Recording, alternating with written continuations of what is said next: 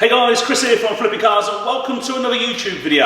And today I'm going to talk about the 5 things that I always look for on the auction catalogue before I even place a bid on a car. And I'm going to show you the number 1 thing the auctioneers will never or very rarely mention when a car goes through the auction hall. Stay tuned and find out what that is. What are they hiding from us? I'm going to reveal it to you in this video. Remember, if you enjoy these videos, why not give them a thumbs up, subscribe to my YouTube channel, and why not leave a comment below. What do you look for in a car when you're buying it at auction? So first up, what is the number 1 thing I am looking for on this before bidding on a car at auction? Well, I'll reveal that to you. It is the number of keepers. It might be worth having a look at this video and letting me know how many keepers you think is too many. I always make sure it has no more than 4 keepers, because as soon as you get your customer come down and start kicking the tyres, they're going to ask you how many keepers that car has, and if it's got too many, they're going to walk away. I've had customers before where they've come in and the car's had 6 keepers, and we've been dead nervous about revealing that to them. We wouldn't mention it unless they asked, of course, because to be honest with you, it doesn't really matter how many keepers a car has had to us. Well, it wouldn't, would it really, as long as it's been looked after. But everyone always thinks about the resale of that car further down the line. So adding extra people to it is going to make it a tougher sale. So I always look at the auction catalogue and I say to myself, how many keepers has that car had? If it's had more than 4, I walk away straight away, because it's going to become a nightmare to sell that car. I do not want more than 4 keepers on that car, and ideally 2 or 3. I'll still buy at 4. But I'll never buy over 4, so I won't buy cars with more than 4 keepers. Remember, watch that video, let me know how many keepers you think is too many, or why not leave me a note in the comments below.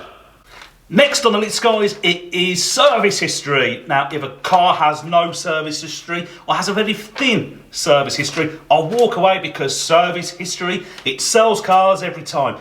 Imagine this, you've got a car, I've got a car. It's the same car, it's the same year, it's the same mileage, but mine's got full service history and yours has got very sketchy or very thin service history. So my car will beat yours every time, and I'll get more money for my car as well, because I can command a premium. When that punter is standing there talking to me and says, Chris, I've seen the same car down the road and it's 300-400 quid cheaper than yours, first thing I'll say to him, what's the service history like? Is it as good as mine? Has it got those 10 stamps from the main dealer? More than likely, the answer is no. I'll say to them, off you go then, go and buy that car. Good luck with it. Or you can come and buy this car here, 10 service history stamps, and I'm going to stick a warranty on that car. What would you buy? I know what I'd buy. It'll be the one with the service history. The next thing on my list, guys, is the MOT. Has it got any MOT left? And I'm also going to cross-reference it against the MOT database. I want to know what were the advisories on this car, because if it's got a lot of advisories, it's going to give me a lot of work, especially if there is very little MOT left. I want a car with as much MOT as possible, or at the very least, its last MOT had very few advisories. Remember, advisories are going to cost you money. When the customer comes to look at the car, and they're looking at the MOT online, or if you've still got an old school paper copy of the MOT, they'll have a look on there and they're going to think to themselves, that's going to cost me 200 quid, that's going to cost me 300 quid, that's going to cost me £100. What are they going to do? They're going to try and haggle with you. And we all know the price of the car is set well before a customer comes to have a look at that car these days. The internet, that's taken away all the haggling, that's taken away all the guesswork. The price of the car should be fixed when they come to buy it off you, because it should be well priced. It should be possibly the cheapest car out there for the quality of it, or priced extremely competitively to get the sale in the first place. And if they're there looking at the car, they've come for a reason, because it was priced right, and it's because that's what they're after. So we always make sure we check the MOT history on the auction catalogue and then cross-reference it against the MOT database online to make sure we've got no scary repair bills down the line. That's 3 down, 2 to go. Next on my list, it's the toys. Everybody wants toys when they buy a new car. Nobody wants a stock boring car. Has it got a pan roof? Has it got heated leather seats? Has it got 23-way adjustable seats? Has it got an upgraded sound system? Has it got this? Has it got a reversing camera? Has it got that? Everybody wants toys on their car. So if I'm buying a car, I'm trying not to buy the base model. I don't want the NAF derivative. I want the one with all the toys, because the people will come, Chris, I saw one down the road and I really liked it, but it didn't have pan roof, and yours has got the pan roof. The missus wants to lie back and look at the stars when she gives me a kiss when we park up on top of that hillside. That never happens no more. That's just the movies. But guys, people want toys when they buy cars, so always look at what the car has. What is the specification, and is the derivative the one everybody wants? Don't go and buy the NAF version of any car. It will make it a nightmare to sell. People want to come along, they want to be sold the dream. Sell them that dream, give them the toys that they want. Always check the auction catalogue, make sure, like this one here, it's stacked with all the bits that everybody, your buyer, is going to want. So here's the one, the auctioneer will probably, or 99% of the time, you will not hear them tell you this. And often, when you go to the auction house, they'll give you a catalogue without this on it. Always ask for the catalogue showing this. So what is it? It's the grade.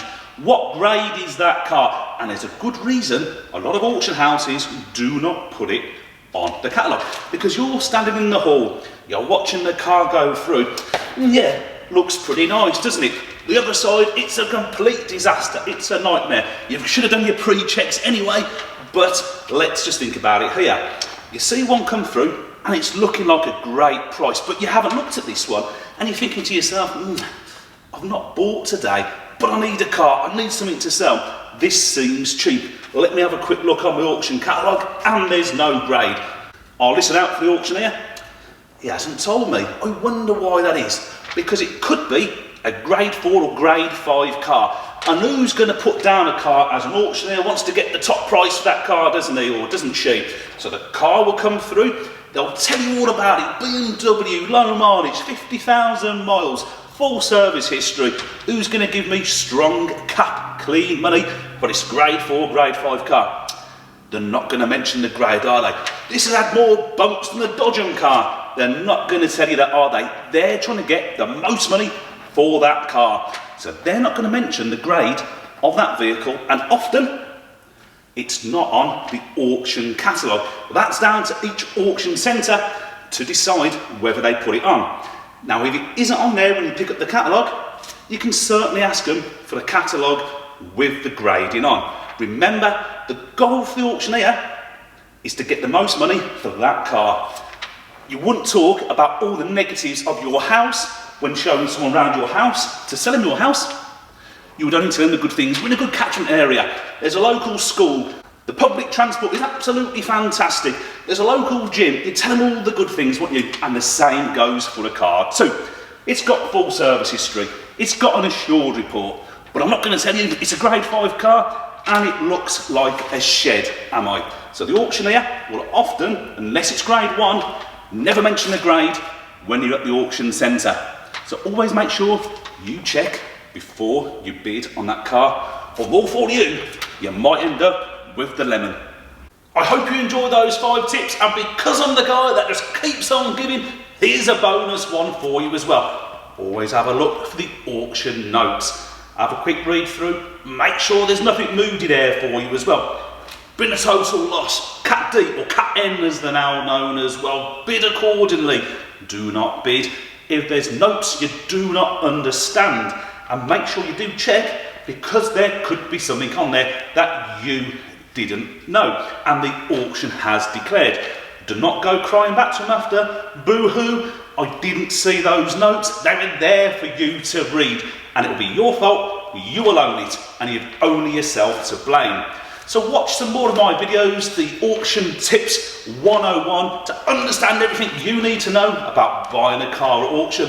Why not subscribe to my YouTube channel? I keep saying on every video, it's free to do so. Give it a thumbs up and leave me a comment below. What things do you look for when buying a car at auction? What is your number one tip that we should all know? Leave me a comment below. Thanks so much, hope you enjoyed this video. Why not check out this video or subscribe to my channel here.